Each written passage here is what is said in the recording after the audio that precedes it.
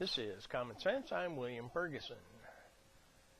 The last couple of days, there have been some very, very good things happening in Washington with President Trump. One, he has begun the dismantling of Obamacare, and he has also given Iran the ultimatum of no.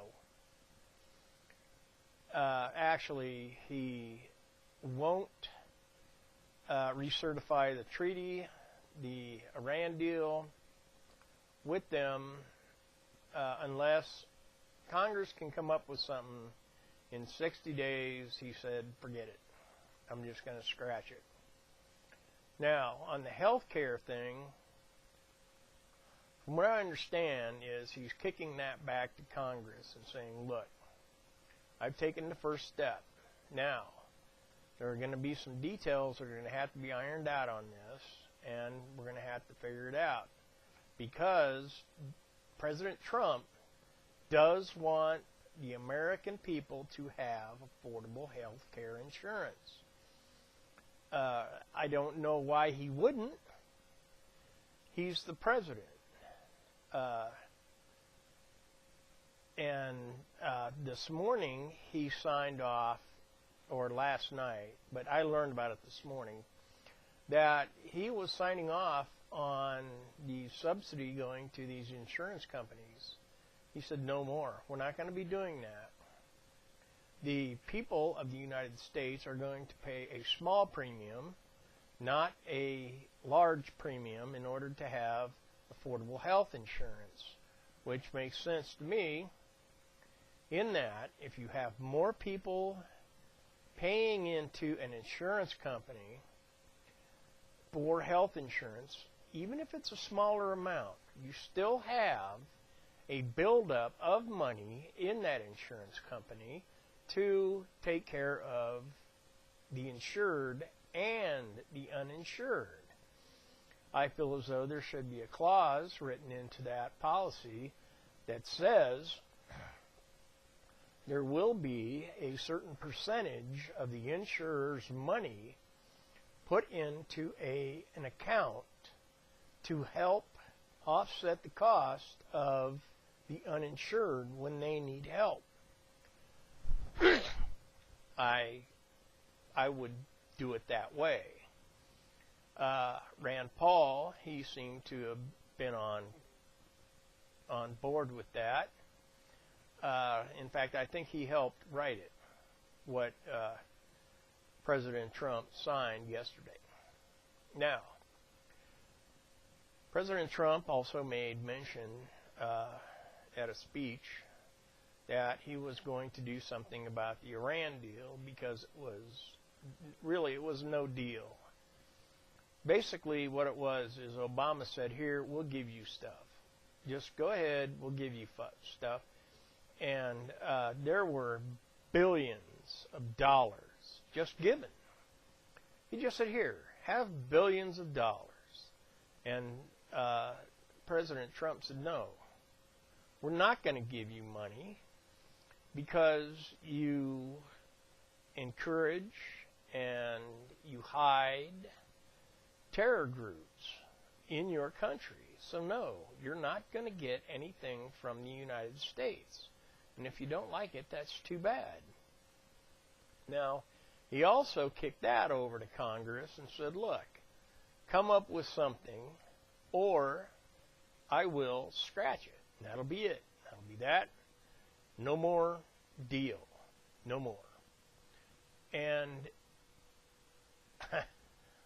I was thinking, what would be going on right now if Clinton were the president?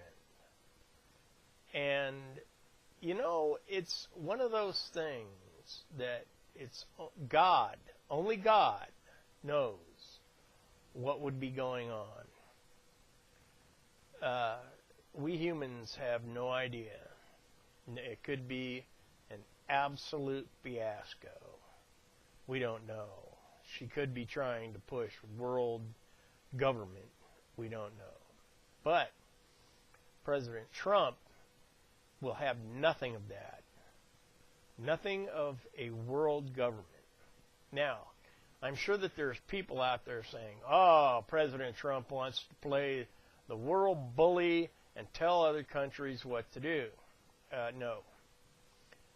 What Mr. Trump is doing is taking care of the United States the best way he knows how.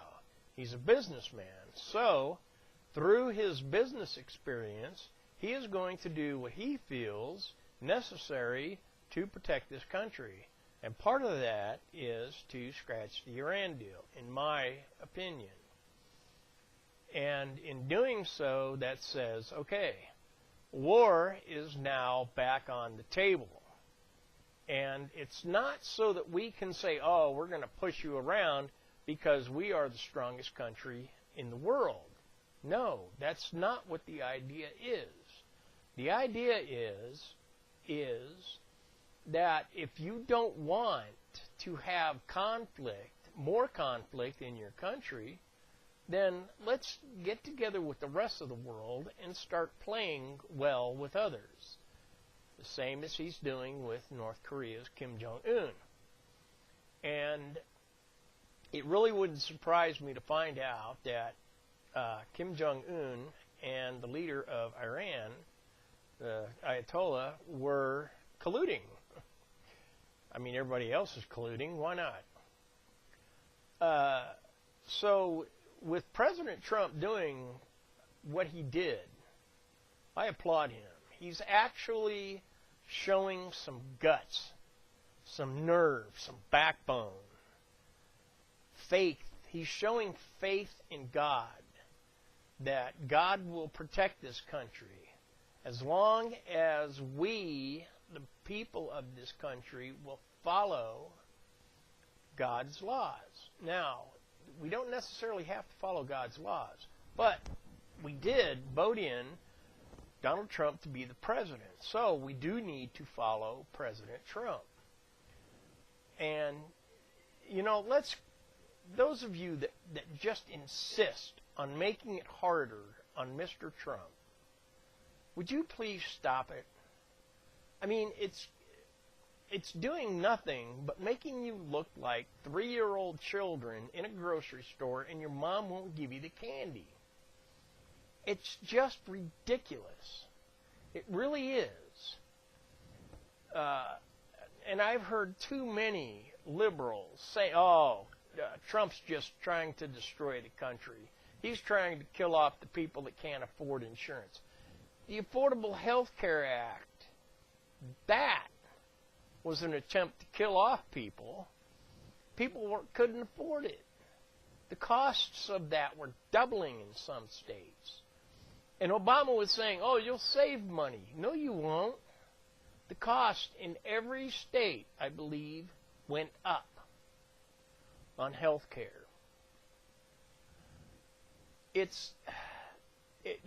was a ridiculous idea. And it wouldn't even have been signed in if Nancy Pelosi wouldn't have come out with the bill and said, all right, you can't know what's in it until you sign it into law. And